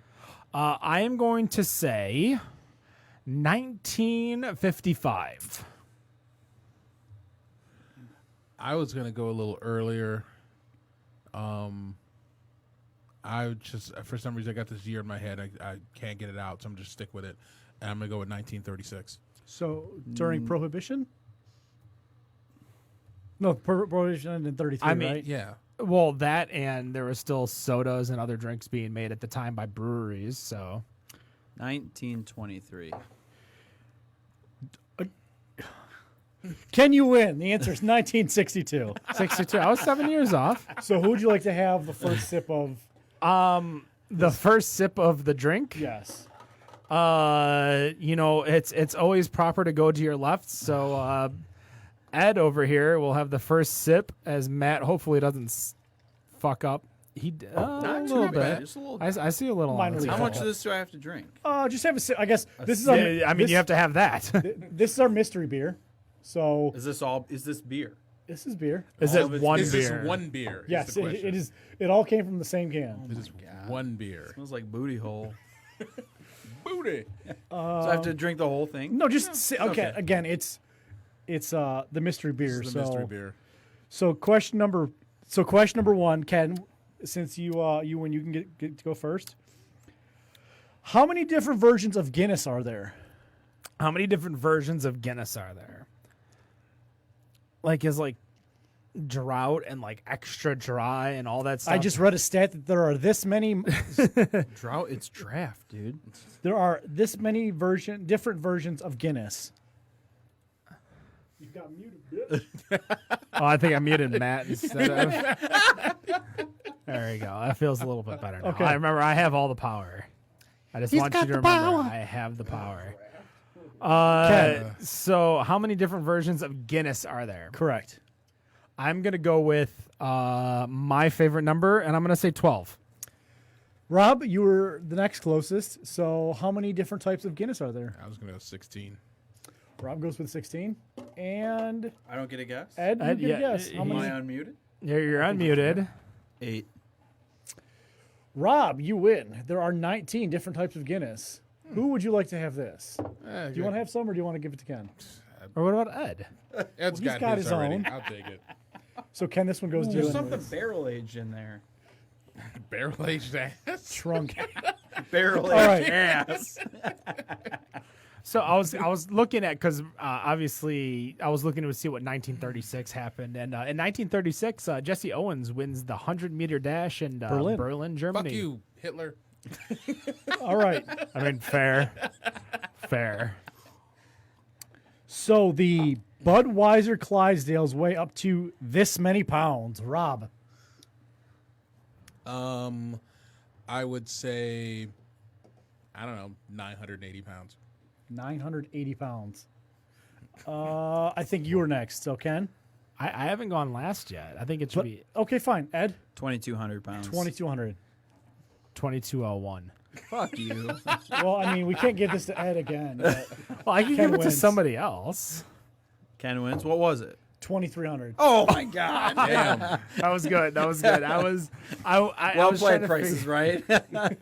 I'm like bullshit. I need at least one last. I win, so I get to drink it. Apparently, Yeah, give us a little taste answer.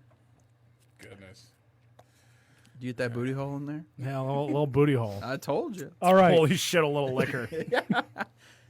Now, Oh my god! If this is not barrel aged, then this is I'm bad. I'm too busy just smelling it. I haven't even taken a sip. That's yet. why I asked if there was beer in, or like all beer, or if there's some liquor in here. I mean, And he doesn't. He looks away, and he doesn't. this all came answer. from the same can. if this wasn't just on the can, Was it this just, your shit in the trunk? Yes. this is the truck. Oh shit! This is all ass, and not all ass, not ALLAWL, all ass, Owl ass? all ass. All right. As of 2001, when the survey was conducted, what percentage of Americans have reported using a designated driver? Ed, 2001. I'll let you go first. Thank you. What percentage Of since Americans This have is a used a straight DD. up card sharks question. 45. Right I now. love 45%. 45%. Wow. That seems I have high. faith in humanity. don't. That's about 4 nines. That's, I'm gonna go a little bit less, and I'm gonna say 40. No. Really? I'm not gonna prices right this. Let's do. I'll say 24%. I think about 1 out of every 4. 1 out of 4. 1 out of 4 is a lot better than 4 out of 9. Math. So you said 44%? 24. 20. He said 24. 45. He said 45 and 24. Rob, you going to split the difference? Or you going to go one way or the other? I am actually going to go less, and I am going to 1%, he says. 1%, Bob. 1%. No, I'm just gonna go right under. I'm just gonna say 23%. I honestly, I think it's probably something like 16, but I'm gonna say 23. As of 2001, 62% of Americans reported using a designated driver. They're liars, but you know, that's Right? okay. That's just them filling out a piece of paper, lying sex. I mean, so I've used a DD. Matt, have you used a DD? Oh, all the time. Rob, have you used a DD? no, Nobody You've has never ever used an Uber? driven you drunk home. I've never been drunk. You to said have to drive 2001, so Uber didn't exist. Oh, true. So DD home. No, No, Ed? all the time.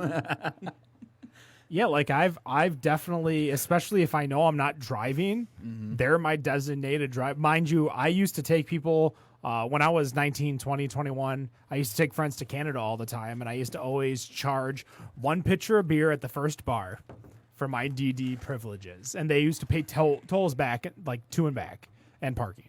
That was what it costs for me to be the sober one of every single Canada party. So I got my pitcher of beer. I got everything paid for, and I had fun every night. So, you know, because when you get there at 8, 9 o'clock, and you don't leave till 3 in the morning, Right, because you got to get your pizza. oh, which I'm now that just really got me a taste for heading to Pop Off World and getting some jalapeno pepperoni pizza over there. You know, I have a gift card from there for the failed pizza festival thingy at Eastern Market that I need to go to. That's Sapinos. Not Supino's, Pop Off World. Oh, okay. Yeah. This was at the Eastern Market facility. I never still have not been there, and I live pretty close So let's read a beer pizza. advocate review Okay. of this beer. of this this beer. beer. All right, hold on. Of Let's all this take beer. a sip real quick. It is a very Barrel-aged. yeah. It is potent. Well- At least it's cold. It is a sharp stout. The BA score is 4.33 out of 5. 4.33 out of 5. How long was this when in your it's trunk? good. been a minute. It's been Well, a let's say, minute. how about this way? I got my car that I'm currently driving in September, October-ish, and it would have been after that. So November. I don't know when. Oh shit. I know that I had to break a 20, or I had to buy something, and I needed cash. So, actually, the long story short, poured into a tulip. It has a pitch black body and a 1/4-inch beige head of dense foam. Smells of fudgy chocolate, fresh roasted coffee, vanilla, bourbon, blueberry. Good amount of oak, slightly roasted malt, and some espresso. Taste is much the same with the big blueberry coffee flavor. Sweet bourbon, lots of vanilla, milk chocolate, oak, and roasted malt. Mouthfeel is very well bodied with a moderate to full carbonation. Overall, the best rendition of this brand. I've had their infected early releases. There are other coffee releases, but this is hands on the best one. I prefer this over Big Bad Baptist's release, purely on the complexity versus the overwhelming amounts of coffee. This one says, awesome beer. Literally the closest thing I've ever had or I've found to Founders KBS. So there's that for you. I mean, it's not bad, but I feel like there's a lot of off flavors because Yeah, of Matt's. because of his trunk. It's not been exposed to handling. light, so it's fine. Yeah, it's but in it's a been can, exposed so- to 110 degrees. Probably not 110. It got to 95 today. I mean, All right, so we is that it for the? Yeah, I'm just looking now. I'm looking for Untappd for more recent reviews. Okay, so let's basically at least get the first question that's free out of the way. Is this a Michigan craft beer? Yes or no? Yes. Okay. Untappd lists this as a 12% ABV, 55 IBUs, 12%. 4.15 bottle caps. All right, 12% mentions of KBS. So I have a very good, interesting first question. or rather, Yeah, I'm sorry, okay. the breakfast stout of the 15th state. Because I feel like this will allow us, because of all the flavors and profiles and shit, I think this will allow us to break down a little bit more in regards to the beer. Is this a beer with multiple variants? Yeah, I said that in the description. Yeah. I don't remember No, he did. variants being He did. said. Multiple variants. So there's different You variants. said this was the of best this- brand, right? No, I said this is the best variant of Yeah. the series. Yeah, he did mention that. of the Clearly series. we were listening. Series. Ooh, series. I think that's what I said. Let me. I mean, you did. I swore you mentioned variant in some way, shape, or form. Remember variant. Yeah, I don't remember. I was too busy trying to figure out what the fuck is going on with this beer. That Well, is it for said sure. Blueberry. Yeah, He blueberry. did mention blueberry, which I'm trying to think of. Daniel says we had prohibition from 1920 to 1933. That was Daniel's. Oh, I found a 2.225 out of 5, or 2.22 out of 5. On which one? Untapped or on- Beer on Advocate? Beer Advocate. Okay. Because Untappd Very is my excited to quarters. try this latest creation by this brewing. Poured from bottle into snifter. Appearance of jet black, but smell of funk. Almost cheese starts to dominate. Most of my experience with this brewery has been great, but now this is my second time encountering something off. The first time being from this beverage. Was expecting lots of coffee, but didn't get past the smell. Something went wrong in the bottling of this beer. I'd be interested in trying it again. From Rebecca. What year was that? That botched me off. Is yeah. this is that one of your questions? Fuck. Because I mean, what coffee variant barrel aged? Do you want to know what coffee I have here, or what review did I just read? Didn't you say it was on Untappd? No. You Beer just said it Advocate. was that was Beer Advocate, so it was 222. I'm thinking of Michigan coffee variant Correct. distro beers, Right. Sure. Is there a time? but you said bottle. Yeah, that tripped me up Say because that's bottle. a can. Was that a can? I don't know. Well, if that says bottle and that's a can can. you Right. saw, then that's obviously Flying Buffalo. I think it's Flying Buffalo. Because at that point, that's when they Because started putting the Flying Dragon's Buffalo- Milk has never gone into can. Right. That was the first big variant.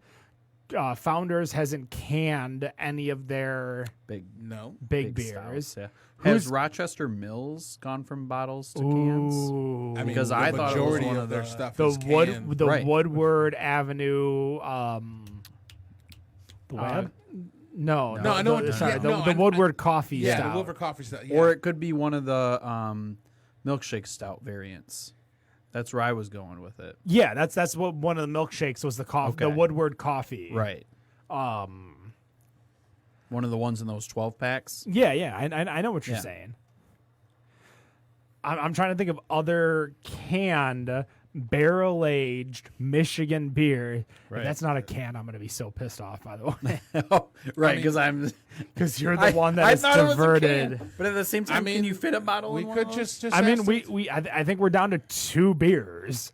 I think Right. we're down to Flying Buffalo Coffee, and I think anybody we're need more down beers? to Woodward coffee from Rochester Mills. right. So let's. I think Rochester Mills might be easier to get. So have we have could we very well put a. Could you put another cup over this? yeah. So it could be. Go ahead and try it. I don't have another. Is that one empty? No, you just put more beer in it. Oh. Do you have a cup over there? No, that one's. I mean, do stuff you in have it. an idea? Do you think it's Rochester Mills or Griffin Claw? I'm kind of like the moment you brought up Flying Buffalo, it's like I'm kind of getting the Flying Buffalo to it, though. I'm wondering. I only said Flying Buffalo because the review said bottle, but that's a can.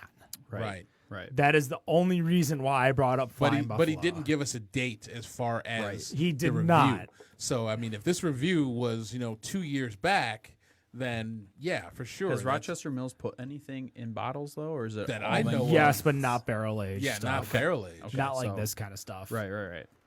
They had a So- bottle line before their canning line, but it still wouldn't affect our question. It's literally I feel like it's between 2 beers, and I tell you what, for those of you who are listening, when you drank so many beers and you still get these types of questions, this is fucking hard. Because we have had so many coffee beers in our life, whether it's Michigan or not. Like I think Lucky Girl had that coffee brown. goodness. That was so fucking Damn, good. that was amazing. But again, we know it's not Lucky Girl because Right. they don't distro. So, Right. well, they don't distro in bottles. I don't know if they distro in kegs. So let's go with I mean, I could definitely like if you told me this Well, was the both- standard coffee Flying Buffalo, I would believe it. all right. So let's go. I mean, we can just ask. You think it's Flying Buffalo? You are really nervous because you think you saw a can. I thought I saw a can, and now you're questioning me of like fucking this whole thing up. So Well, let's go with the information we have. Okay. Ed thought it was a can. We heard bottle on the reviews. That only brings us to Flying Buffalo Great Lakes Coffee. Matthew, question number 1? 2. Two. Wait. What was number one? There's 2 variants. There's the Great Lakes coffee and there's the regular coffee. I'm not sure if this is Great Lakes. I think it's regular. Because they've got 2 of them. So now we've Actually, got they have 3 now because didn't they do the new coffee this year? well the coffee wait a minute. What are you talking about? one thing I gotta say though, I'm just gonna say this out there: how dare you put a Flying Buffalo in your trunk for this long? I couldn't find one of those fuckers to buy. How dare you put a Flying Buffalo in your goddamn trunk? Yeah, If it- we're gonna talk offline. 'cause You Okay. just need to come to me. I just had the raspberry and chocolate one yesterday too, and that shit was still amazing. was it? Yeah. But was it in your trunk? No, So you hell didn't, This- right? So you didn't no. fuck it up. so no. this isn't that bitter. I think it's Great Lakes Coffee over regular. Just regular. Okay. I don't even know. Was there a regular over like a coffee They and did. a Great Yeah, Lakes they did coffee? too. And I thought the Great Lakes one was a little bit more bitter than this. No. Are you talking about the gray can? I honestly I saw them on social media. But I couldn't saw find 'em in the all of goddamn them store. too, but I don't remember how. Like I remember how I got home. His name was whatever from Uber. His name was Uber. We'll call it. So This question number is 2. not from that night with Kyle Venture, just so you know. All right, so let's hammer this out. Is this a Flying Buffalo variant? Question 2. He's gonna say no. Yes. Usually, when you take that long, you say no.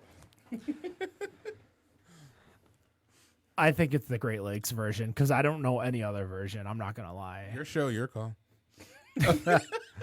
I mean, kind of, but Ed.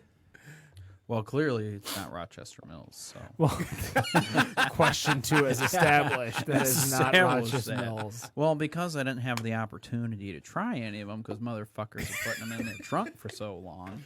I have another one. nothing to contribute. I do have another one of these in my trunk. Oh! On my way home. There you go. All right. So I- regular or Great Lakes. It's your call. Well, I mean, compare it to the gourmet. Of the, yes. Like, Yeah. is it gourmet It's Great or Lakes. is it gourmet? Just go with Great Lakes. There's the Griffin Claw. That is a Great Lakes. That is a Great Lakes. Nice. Yeah, I have one more in my trunk. This I actually gave you 2 of these here in the I think it was probably January-ish. Shit, I drank them already. Yeah, no, but I gave them to you out of my car. I still have my whole Griffin Claw 8-can variant. Oh my. Really? Yeah. Dude, that mole is so That good. mole. I Oh my know. goodness. I know. The When we mole. went to the Winter Beer Festival and I met with my friends Brock and Courtney, and I'm like, hey, you guys got to try the mole. You have to try it. I finally got them to try it, and they're like, oh my God, this is so good. I was so when I tried, I was so pissed I didn't buy any. So obviously the Griffin Claw Flying Buffalo is going to be a yearly event here at Better on Draft. So we will have Kyle on again. The day after Thanksgiving. Yeah, we might need to make sure we have more people next time. Ed would like to come. It's their fault if they don't. You're staying at the hotel across the street. Be here. That's going to do it for us. Better on Draft podcast, episode 185. We talked a lot today about the news as well as upcoming festivals, what we think about festivals, what we think about the 3-tier system. You can find us every Friday night, 7 p.m. Eastern on Facebook.com/Better on Draft. Guys, join the conversation just like the people who are joining in today. That includes, we got Dan, Phillip, Jason, Todd, Amy, Sasha, Deb, Sean, Harry, and others. Feel free to join us. You can join the conversation, especially if we're talking to a brewer or someone from brewery. You can ask questions of that brewer. We will get to them, as well as we will be back next week, the 12th. I will be back from Chicago at that point. Maybe I might see if I can bring some Mean Old Tom. If you want some old style, I'll bring some old style. But I don't think you're drinking much anymore. I've got. I tell you what, and I think I mentioned it last week. By far, one of the best beers I had, Mean Old Tom on Nitro. And I'm going to the same place to work. Therefore, that Whole Foods is a quarter mile, if that, away. And I will be going there Get some. to try some before I go because I'm going to be at Delilah's, which if you guys are whiskey fans, Delilah's in Chicago is the premier whiskey bar for sure. Over 400 brands of whiskey. They're not paying me for this shit because I'm just going. A lot of whiskey. It's a lot of whiskey and a lot of style. And I had the Hibiki 21 year. And mind you, I'm a huge fan of the 17 year. That 21. That 21 was so good.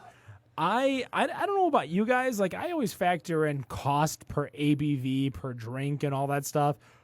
I definitely will pay a premium for Hibiki 21. 21 that is, is for sure. amazing. Do you guys, Ed, do you drink whiskey? Sometimes. Sometimes. Did you have some of that Knob Creek? I did not. Make sure to have a little sippy before you head back. Thank you. That's going to do it. Better on Draft. The Ferndale Set, one of our sponsors, Michigan Beer Box, T-Shirts.beer, North Center Brewing, and Zatuna Liquor. That's going to do it for us. Better on Draft podcast. You can find us on iTunes, Spotify, all your podcast needs. Give us a review. Give us a like. Doesn't matter. We don't care. We just appreciate it because that helps us give you guys beer that we buy. You like us, we buy beer. That's all that happens. Yep. So no matter what you think of your beer, we think it's Better on Draft. Have a good night. Peace.